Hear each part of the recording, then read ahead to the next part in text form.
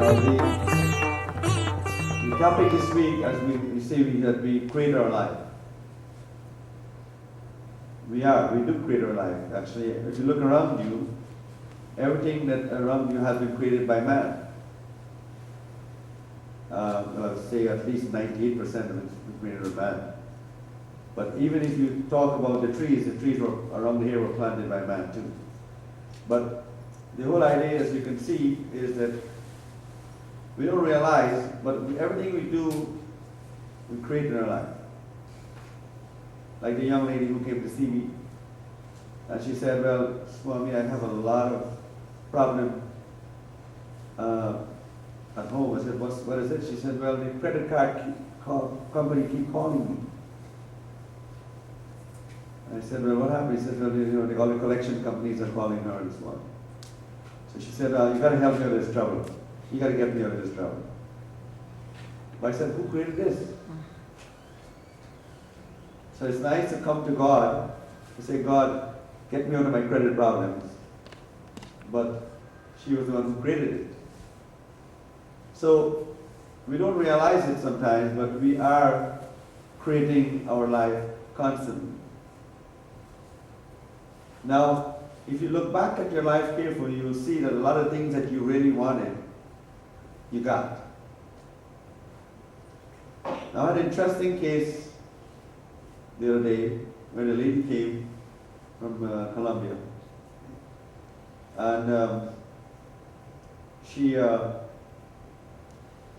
this is her second marriage, and her husband had died. And it was interesting enough that when we were going through her life and her horoscope, she never really wanted to get married. And she clearly states that. She says, Swami, I really never wanted a husband. But she got married because her father said she had to get married and everything. But throughout the marriage, she constantly, when she was pregnant with the baby, she had one child. And when she was pregnant with the baby, she kept saying, I don't want to get married. I don't want to be married. I don't want to be married. And it's amazing that after the baby was born, he died a year later. So everybody say, well, okay, well, he died because he got sick or something like that. But if you look back at the next husband now, she did the same thing. Right? And instantly both of them were the same birthdays. You know? And in fact, both of them were the same numbers. They were both 7. And she was a 2.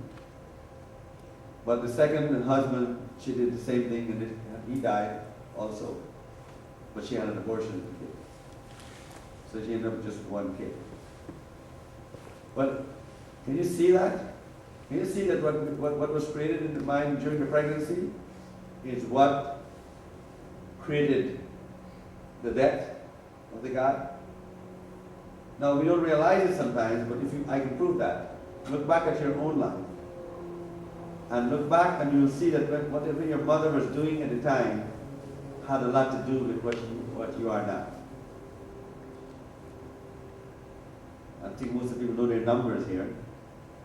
So you'll find that the person who's in number 6, for example, the appearance had a lot of problems in the pregnancy with the family. So guess what kind of problem the number 6 would have? Problems with the family. Right? And also, you'll find that the person whose birth date, life code is number 4, would be constantly working, trying hard to make their career successful, and they'll have so much ups and downs in their career. And all because dad had problems, or mom had problems when she was pregnant with her. So as you can see, the baby, when it comes, already has been learning since in the womb. La matriz.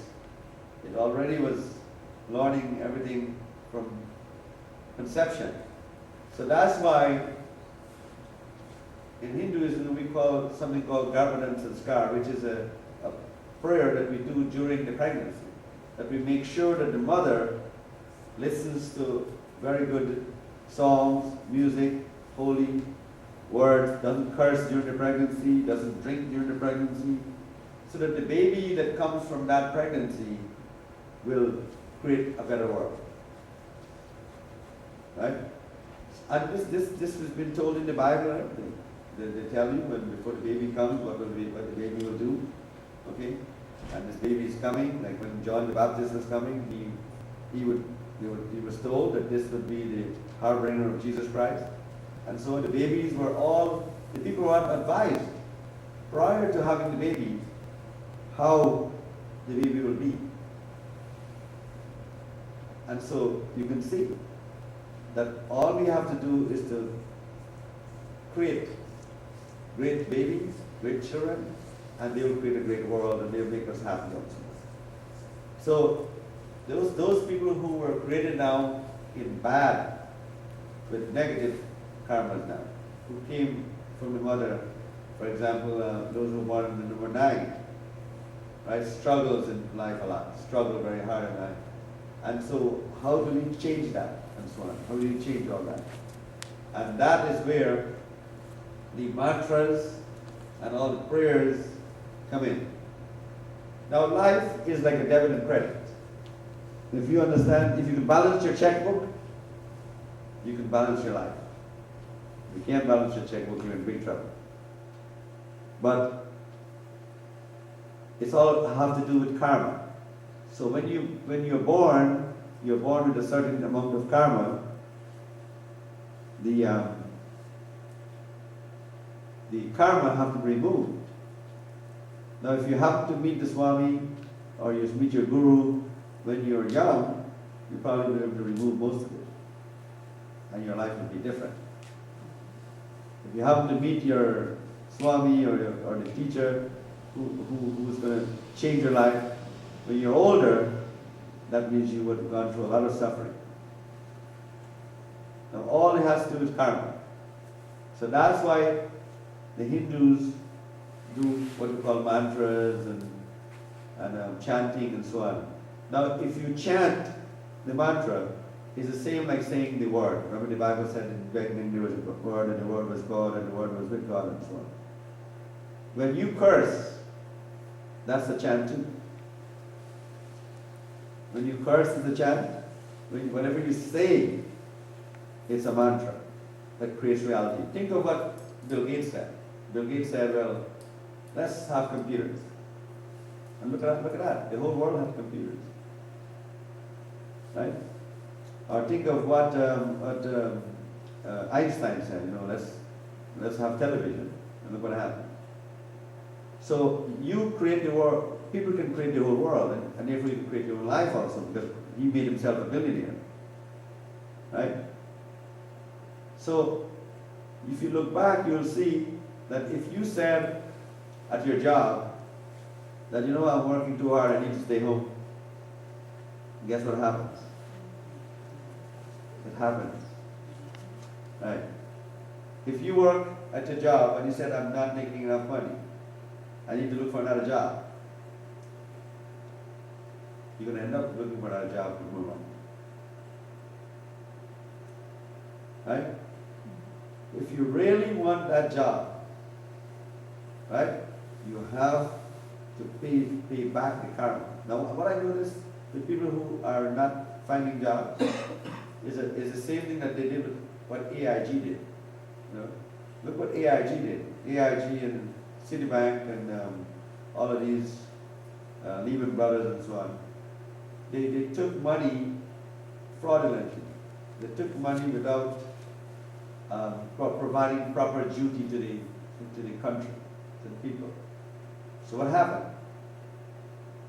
2008 came, actually 2009, because that's when the United States would be running a 6. And then 2009 came, and the whole country had job problems. Simply because people took too much.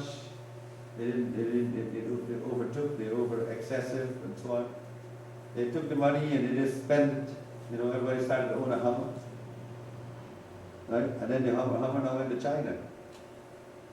So now people got excess. And so what happened in 2009 is what happened to the whole country, job problems. People are still trying to get jobs. But in the individual person, some people are still doing well. Some people are still working well. Why? Because they put their duty, they put their self in the, were dutiful towards the employer. And so what happens now that they didn't have any karma to go with that, you know?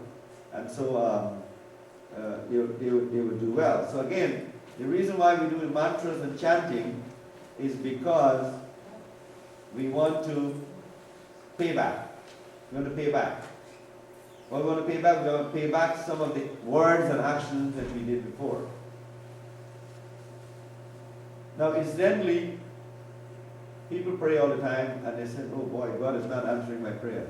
You know what? God is not answering my prayer. I get bad calls. Swami, I did your mantras, I did everything, and nothing's happening.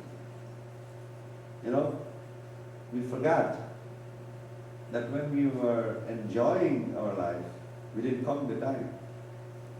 Now, when we have a problem, we are counting the time.